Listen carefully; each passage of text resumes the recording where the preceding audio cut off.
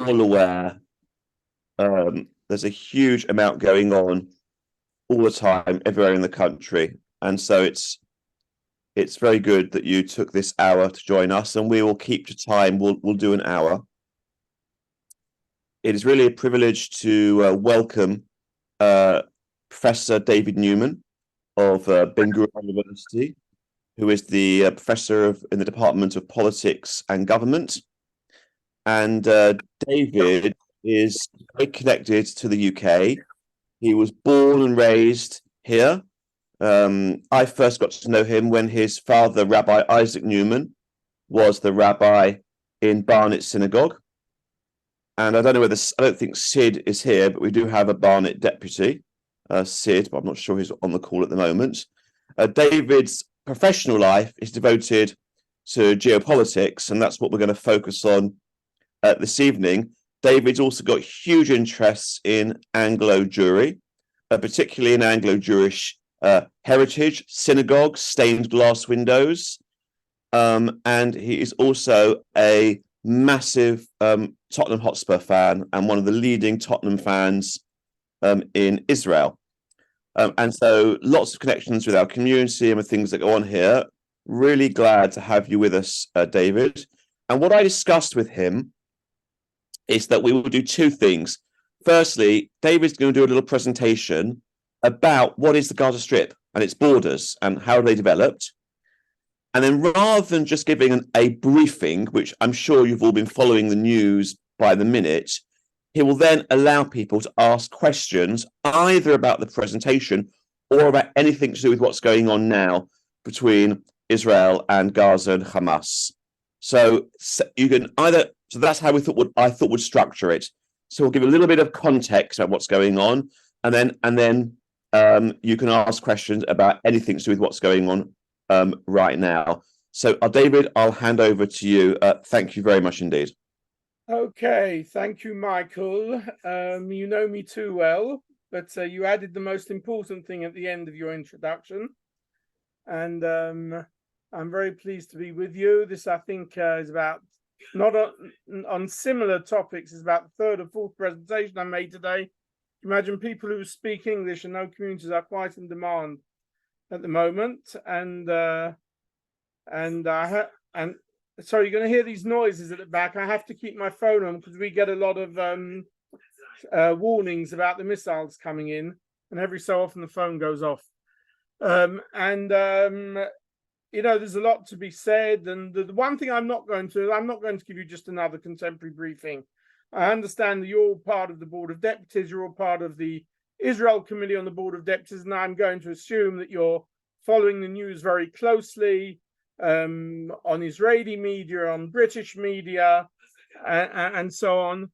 And I'm not going to give just another briefing, where are we right this moment?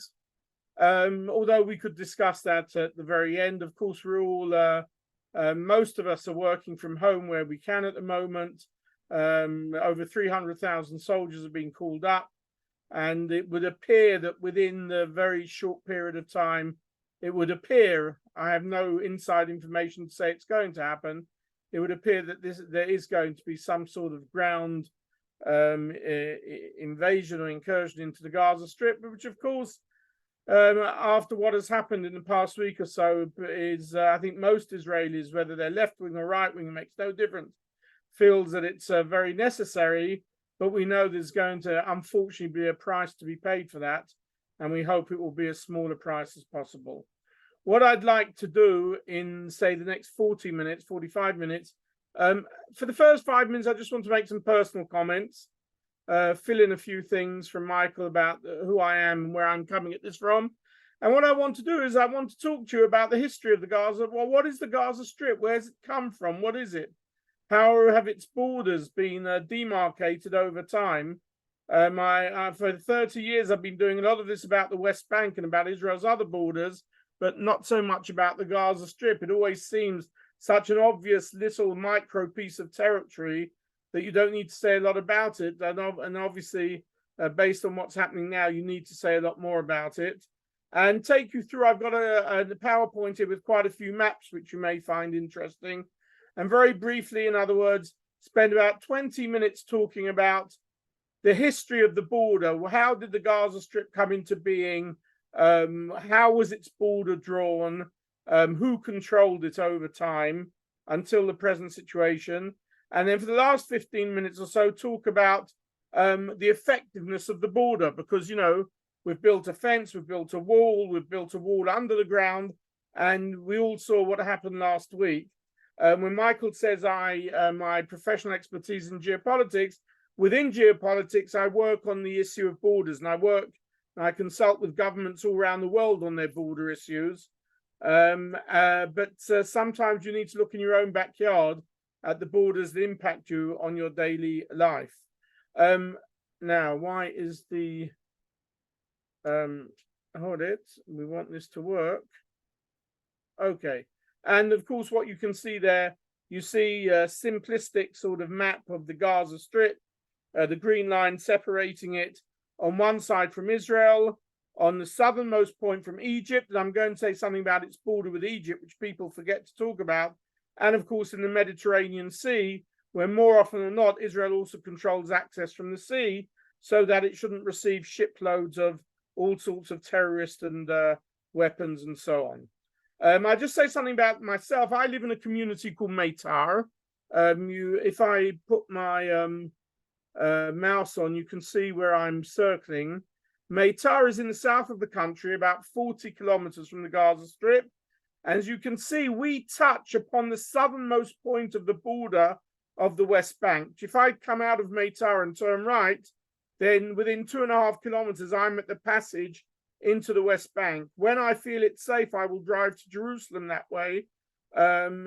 Most people will not go that way. They'll mostly go round the West Bank so as to avoid driving through the West Bank. Obviously, last 2 or 3 weeks, I haven't been driving that way. It's a difference between going 70 kilometers or 120 kilometers, although the road on the 120 kilometers is now part of the main Israel highway, the Kvish 6. So actually, although it's longer in distance, it's not necessarily longer in time. But I'm right on the border. Meitar is a very interesting community. I've lived here 35 years. I came here when there were about 1,000 people living here. Today, there are about 10,000 people living here. We're a large community. We don't have a fence, although our two nearest communities are two of the largest Bedouin towns, Lakia. And I actually see Chora from my window because I live right on the edge of the community.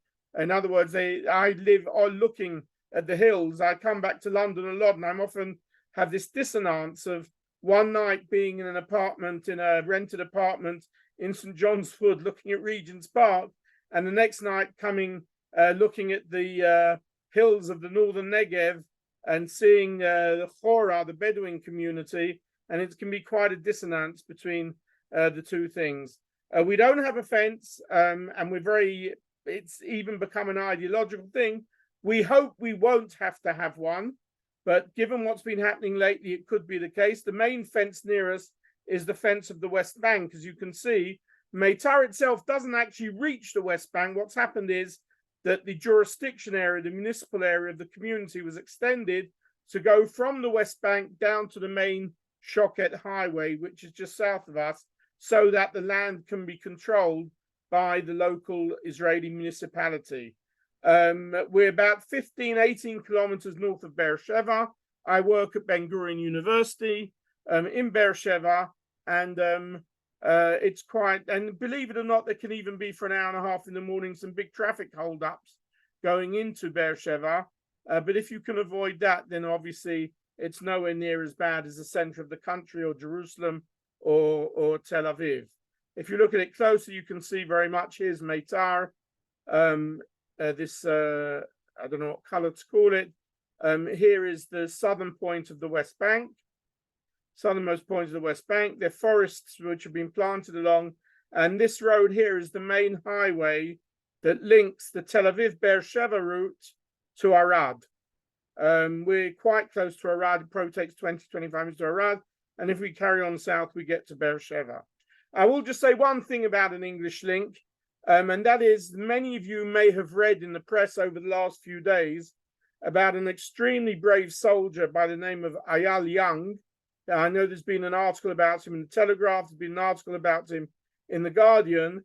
he and his neighbors on Kibbutz Alumim, which is right next to the Gaza Strip, they were one of the kibbutzim which managed to get their group together in time to fight the terrorists, about a group of 40 terrorists who invaded Alumim last week. They did unfortunately kill the Thailand workers. By the time, about 10 of them, by the time they came into the kibbutz, they were ready for them.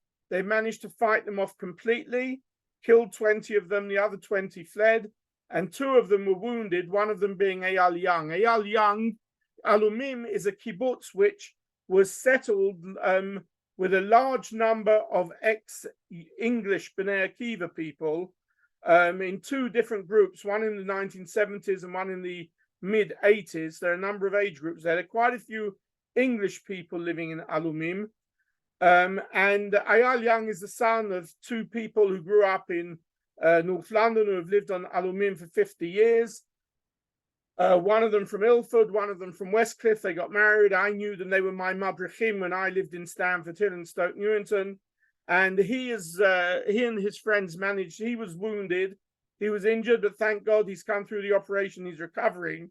And just that we can have at least one little smile on our faces, all the English articles in the Guardian and the Telegraph made a point of saying that he comes from a very strong Tottenham Hotspur supporting family. And you can see the Guardian Telegraph. And this morning, my office is in the university, just over the road from the hospital. And I found that I had a spare, very interesting and learned book about the history of Jimmy Greaves. So I went over to the hospital and gave it to him as a present so he can read while he's recovering in hospital. I realized by saying that, half of you are now my friends and half of you are now my enemies. But now we'll go on to the more important things in life. I want to talk about how the Gaza Strip was created. It was created in many different stages over the past 100 years. And I'll go briefly through these phases, but some I'll focus on in greater detail and some in less. Obviously, if we go back to about the year 1900, the beginning of the past century, all of this was part of the Ottoman Empire. And the first sort of designation that brought into what we know today as the Israel-Egypt boundary was in the early 20th century, 1906, when a line was created between the Ottoman Empire and the Sinai Peninsula, which even at that time had strong British influence in the Sinai Peninsula. And a line was created, and that line pretty much until today is the line of the border between Israel and Egypt. Not 100%, but that's pretty much the line. 15 years later, at the end of World War I, the Ottoman Empire was completely... there's some, by the way, the original maps of the Ottoman British. By the way, if any of you visit that great place in Euston, the British Library, they have one of the greatest map collections in the world. Probably the second best map collection after the Library of Congress in Washington. And they have some fascinating historical maps of the Middle East, particularly of the period when the British Mandate were in control. Particularly, they have original maps of the Sykes-Picot Agreement and of the San Remo Agreement, which is when the borders of the Middle East were drawn up. And if those of you who are interested in maps or in history of the Middle East, it's well worth going along and having a look at those maps. As I say, at the end of World War I, the area of what used to be the Ottoman Empire was divided by the League of Nations, gave it as a mandate to the British and the French. The border between the British and French is pretty much where the border between Israel and Lebanon is today, with a few changes. And the Brits were in charge, of course, of mandated Palestine, which at the beginning included what is now Jordan. But they, in 1921, when Winston Churchill was influential in this, divided it off and created a new state called Transjordan and gave it to the Hashemat family, who had been driven out of Saudi Arabia by the Saudis, by the Ikhwan. They gave it to them in a sense as, I wouldn't say as a present, but in thanks for their help, for their assistance. And then, of course, Mandate Palestine became the area we know today, Israel and the West Bank, from the Mediterranean Sea to the Jordan River, and from the Lebanese border to the Egyptian border. You can see this is one of the maps that was drawn up at the end of World War I. You can see pretty much, if you look at the line at the bottom, the red line coming down here, this is pretty much the line today from the Gaza Strip running down to Eilat Aqaba. Pretty much the line we know today is the boundary between Israel and Egypt. During the British Mandate period, again, there was no separate territory of Gaza, but Gaza always had a larger Arab/Palestinian population, Gaza City, Khan Yunis, and so on. It always had a larger population. It should be said that at no point, even in the early 20th century, even after the establishment of the State of Israel, even after Israel's withdrawal from the Gaza Strip, there were periods when Egypt controlled the Gaza Strip. They were, actually from 48 to 67, they were the military occupiers and very brutal military occupiers of the Gaza Strip. And yet at the same time, they have never wanted to include the Gaza Strip as part of Egypt. And I'm not really sure you need to ask why, but at no stage in the past hundreds, they've always wanted to administer, to control, to make sure that nothing happens there, which causes problems within Egypt, but they've never wanted it to be part of Egypt as such. So during the British Mandate period, of course, the Brits controlled the whole of what we know as Mandate Palestine. There was no such thing as the West Bank at the time. There was no such thing as a separate Gaza Strip. And we come to the period when the Brits finally left Palestine and, and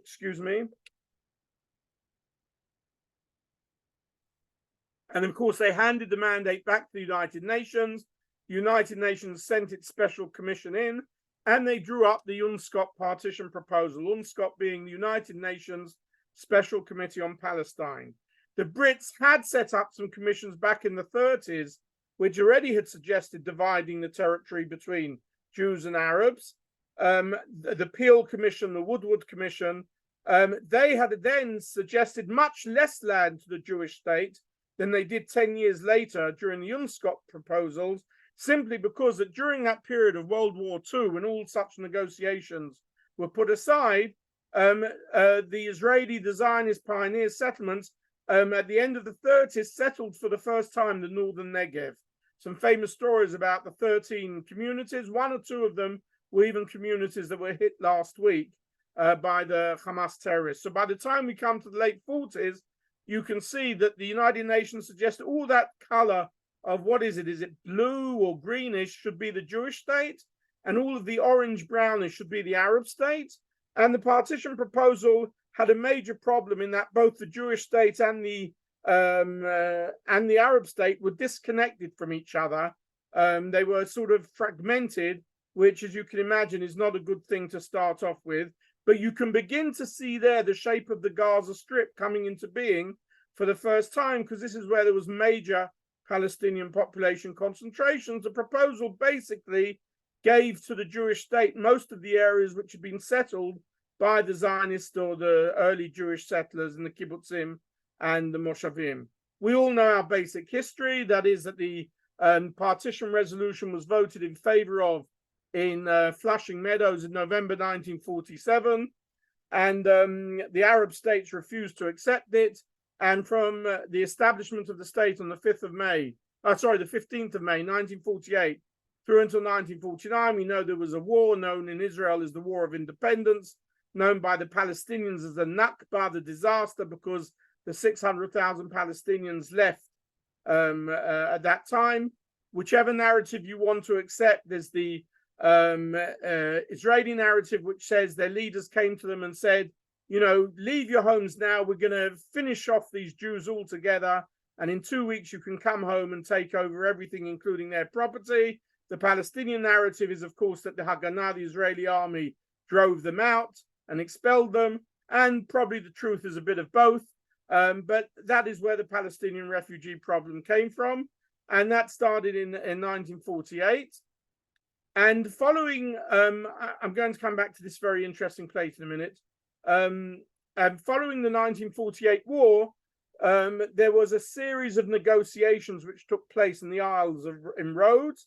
4 sets of negotiations between Israel and Lebanon, Israel and Egypt, Israel and Jordan, Israel and Syria, and in each of which armistice lines were drawn up because none of the Arab countries accepted them as internationally agreed lines. They were not, there were no peace agreements as such. They were only armistice lines. And you only have formal international borders when you have a formal peace agreement, which is why Israel today does have formal peace agreements with both Egypt and Jordan. And therefore, those lines are signed on by the leaders of both sides, and they're accepted as the internationally recognized borders. To this day, although we know 98% where, if there was ever to be a future border between Israel and Lebanon, we know exactly where that border would be.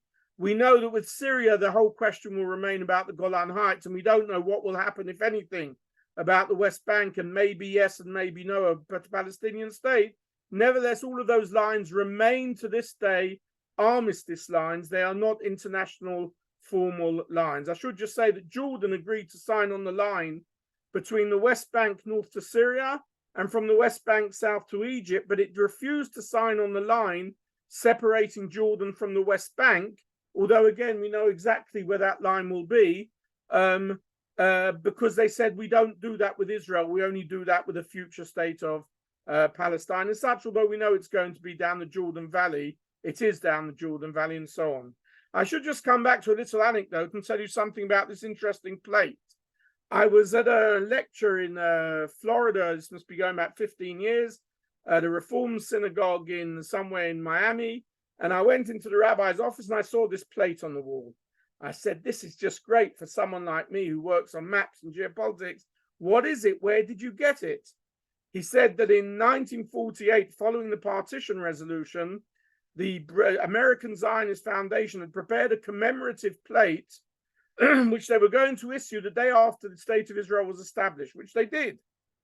But the problem was the map they put on the plate after Israel was established was the partition proposal. It took another year for the real map of Israel to work out. So this is a very unique plate showing the partition proposal as part of the State of Israel. And I spent 5 or 6 years searching for this on auctions and have ended up with 2 of them at the moment. But they're really very unique plates. And what's even more interesting is, of course, that the Zionist organization wrote on the back of the plate, dedicated to the pioneers of Palestine. And by that, they meant the Jewish pioneers, not the Arab pioneers. And I sometimes give whole lectures just based on this plate, and worrying very much that when my young grandchildren come here, they don't knock it off the shelf and break it. So we come to 49, and we have the actual borders of the State of Israel coming into being. The borders that you see the West Bank, what became known as the Green Line. You see what was then the no man's land at Latrun, which is now part of Israel. And you see for the first time a separate territory at the bottom of the map here, which is the Gaza Strip, pretty much what the Gaza Strip is today. And the West Bank became under Jordanian administration. The Gaza Strip became part of Egypt's military control. In 1951, Jordan did try to annex the West Bank and make it part of the sovereign state of Jordan. Only 2 countries in the world recognized that annexation. One was Britain, God bless them, and the other one was, it's a question I often ask people, they don't know, the other one was Pakistan. Yeah, I knew you would know, Michael.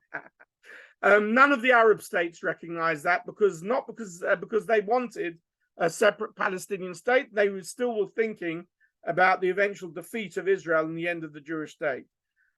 In the 1970s, after the 6-Day War, which we'll come to in a minute, in the 1970s and even the early 80s, Israelis, Jews used to travel through the West Bank and the Gaza Strip with freedom and ease. We used to go to the coffee houses, get our cars repaired. Even some people used to go for cheap dental treatment before the first Intifada broke out, and ever since when it's become dangerous to travel these areas. They would tell you stories about the Egyptian military occupation, which were really horrific. They hated the Egyptians. They probably still hate them to this day. And the Egyptians and the Palestinians of Gaza have, if I can use a British understatement, never liked each other, to put it mildly, and they've never wanted to be part of the same entity as such. Just to show you, it's amazing how even some of my Israeli students don't even know this. But of course, this is the map of Israel imposed upon the partition map. And even though the borders that we ended up with in 1949, even those weren't great borders, even Abba Eban, the great left wing, the greatest diplomat in Israel's history, without any question of matter, once called them Israel's Auschwitz borders. Nevertheless, they were still much better borders than the partition borders would have been. And so Israel did gain, particularly that area in the north. You can see this, the pinkish area, which originally was meant to be part of the Arab state, because it was mostly populated by Arab population and became part of Israel. And you can see the borders of Israel as you recognize them today. Okay. It wasn't a great border. I mean, there's always been the disconnect between the Gaza Strip and the West Bank. But the next major phase that happened was in the Six-Day War of 67. Israel, use whichever term you want, captured, controlled, occupied, liberated. But we all know what happened in the Six-Day War. Israel took control of the Golan Heights, the West Bank, and the Gaza Strip. And, pardon me, and in the first 15, 20 years of the control of the Gaza Strip, a lot of Israeli settlements were built in the region, which of course were evacuated nearly 20 years ago in 2005, which many people will say was the root cause of the problem of Hamas today, which may or may not be. That's one for historians to decide. But nevertheless, a significant settler community was built in the Gaza Strip. These two maps show the same thing. One is an air photo, a satellite photo, and one is just a map. And you can see the vast majority of the Israeli settlements were not built in the north of the Gaza Strip, in this area here. They were not built there near all the Israeli settlements and near areas or near Gaza City, but they were built down in the southwest point. They had some beautiful communities. You may agree or disagree with their political motivations. They had some beautiful communities there along the coast and the sea, and they had a few right in the north. But the Gaza Strip was a closed area with people coming into work every day and going back. In 1979, when Egypt and Israel signed their peace treaty, in 79 or the late 70s, early 80s, Camp David peace accords, the border between Israel and Egypt was finally formalized. And again, the Gaza Strip was left out as a separate entity. And even then, Egypt didn't want to take control of it, although they fought very hard with Israel over getting Taba, which they did eventually under international arbitration. They didn't want the Gaza Strip. They wanted it. They wanted to control it, but they wanted it to be kept separate from the sovereign state of Egypt and of the Sinai Peninsula. Under the Oslo Accords, which of course was the first formal Israeli recognition of the Palestinian Authority in the early and mid-1990s, the whole of the West Bank was divided into three separate types of area. There were areas A, which were fully under Palestinian control. There were areas B, there still are, it still exists until today. There were areas B, which the Palestinians had all the civilian control, but Israel still retained security and control. And there were areas C, like the Jordan Valley, which Israel completely controls for security and other reasons. The vast majority of the Palestinian population are in the towns in areas A and areas B. The Gaza Strip was turned into Area A, in other words, under total Palestinian autonomy, with the exception of the settlements, which retained under Israeli control. But Gaza City, Khan Yunis were all part of the Palestinian areas.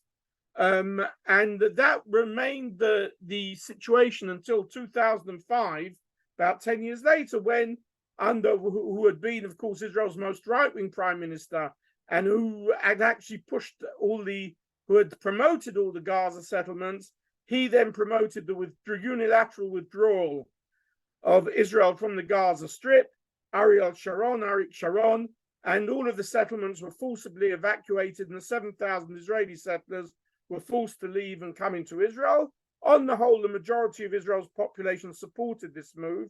And I think it would be fair to say that most Israelis said, look, this is a guinea pig. This is a test case. If it works with the Gaza Strip and they take control of themselves and they build up a successful, peaceful civilian economy, then maybe we can look at this sort of model for the West Bank in the future. But as we all know, not only did that, and here you can see some of the settlements. This was one of the settlements on the Gaza coast. There were quite a beautiful middle-class settlement. Here was being destroyed, not by the Hamas, but by Israeli bulldozers when Israeli withdrew from the region. But as we know, since that time, the Hamas, what with radicalization, Islamic fundamentalism, not just there, but all over the world, with ISIS, with Hamas, with Hezbollah, and with the Iranian involvement, Hamas have completely taken over the Gaza Strip. And all of the aid money, which is coming from Qatar, from the European Union, rather than being built to create an economy and an education system and a welfare system, has largely gone into missiles and tunnels to get into Israel. And that's been pretty much the situation. And we saw the worst results, I mean, the terrible results of what happened last week as the result of this. So, of course, what has happened during that period means that Israelis, on the whole, public opinion has shifted very significantly. The left has moved into the center has moved to the right, which partially explains why we have majority right-wing governments in Israel today, and they're getting more and more extreme, because every time there are rockets coming in from the Gaza Strip, people who in the past supported the idea of withdrawal have said, oh, maybe we shouldn't have done that, or if we did it then, we're not going to do it again with the West Bank, because this is what happens when you withdraw from the territory as such. And let me move into the line. And so that's pretty much the sort of political status of the Gaza Strip today. Let me take another 10 minutes and just say something about the nature of the border. As time has moved on, so Israel's borders have become increasingly fortified, where some of them with the West Bank, with Egypt, used to be fairly open. We built fences. And where we built fences, we've now replaced many of the fences with walls.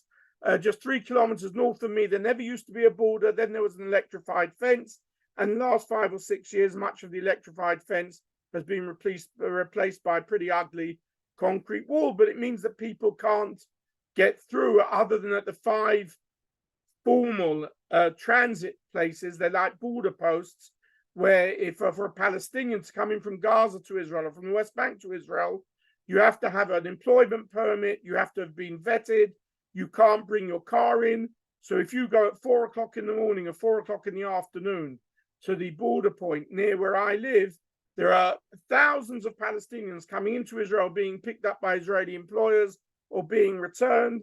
And the other side of the border has become a massive car park for Palestinian cars. It's a border crossing to all effects, and very sophisticated electronic means to check the legitimacy of the people coming in, whether they have work permits. They go through separate lines, and they have a credit card type, very sophisticated electronic means to come in. The same was true of the Gaza Strip. But over time, as it's become increasingly dangerous, with more violence, with more terror, not so much because of the rockets, because rockets don't pay attention to any walls or any fences. So, of course, the wall has become increasingly fortified. What you can see on the top left actually is the border with Egypt now. Then for 30 years after Camp David Accords, there was no fence along the Israel-Egypt border. It began to be built not because of terrorism, but because of the continued influx of illegal refugees, migrants coming in from Ethiopia, Somalia, Sudan, and so on, to an extent that Israel didn't want. And then ISIS came up, and then it became increasingly fortified. But the picture on the right and the picture at the bottom are part of the wall and part of the fence which separates Israel from the Gaza Strip. They were building tunnels, weren't they? And they were coming under through tunnels. So Israel decided about 5 years ago, they're going to prevent any more tunnels being built, and they're going to build a concrete wall downwards, 15, 20 meters downwards. And the headlines you had is now we have an iron wall. No one is ever going to be able to get through that border except for in the 2 passage points, the Rafiah passage, where most of the goods and basic goods going into Gaza Strip go through, or the Erez crossing point at the north of the Gaza Strip, which was overrun by the Hamas last week, where most of the workers and civilians came through. And little did we know how it was going to be overrun so easily as it was last week. But of course, there are many ways to cross these borders. By the way, that's the Erez. I mean, it says it looks very nice. Welcome to Erez crossing point. But if you're an Israeli or a Jew, you don't go through that. You're not allowed to, by the way. There are areas in the West Bank, areas A or the Gaza Strip, where you're not allowed to go through. And if you do, you're unlikely to come out of it alive. But it says welcome, like all the border crossing points. And that's where Palestinians from Gaza cross into and out of Israel when they came to work. Whether they're ever going to be allowed back from Gaza Strip is we don't know at this moment, and I would say is quite improbable, at least in the short-term future. Let's not forget that while the Gaza Strip is closed in on one side by Israel, another side by the maritime boundaries, which Israel also controls, in order not to allow ships to come in from Turkey or elsewhere full of arms and dangerous elements. Let's not forget that the southern border of Gaza is with Egypt. It's called the Philadelphia line, that red line. And Egypt has just as strong a border as Israel does. It doesn't allow free movement. They built tunnels, big tunnels under that border as well. This is the wall which Egypt built between the Gaza Strip and Egypt. And if you saw the news today, you saw there were hundreds of foreign nationals trying to get out of the Gaza Strip and had gone to the Egypt crossing point to get into Egypt, and Egypt wasn't opening the border for them. They may have changed, by the way. I assume there's been some international European or American pressure, and the international people in Gaza have been allowed through now. But Egypt has just as strongly controlled its border with Gaza as Israel does, and most of the goods which Gaza needs for its survival come through Israel, not through Egypt. So I think that's a very important point that people often forget and needs to be emphasized. Unfortunately, there are many ways that borders can be crossed. The way that we know in the last 15 years has been missiles. And the missiles have become more sophisticated. They've been coming in now from Iran and Hezbollah, so they're sophisticated. There are thousands of them. Until about 2 days ago, we lived for the past 8 days with just missiles coming in non-stop. In Meitar, where I live, I'm just slightly outside of the main fall area. So a few came here, but we heard and saw lots of the booms just a few kilometers away. Some of them, by the way, falling on the Bedouin communities of Lakia and Khora. But of course, missiles are going to cross borders, whether it's the Lebanese border or the Gaza border. They're going to cross borders wherever you are.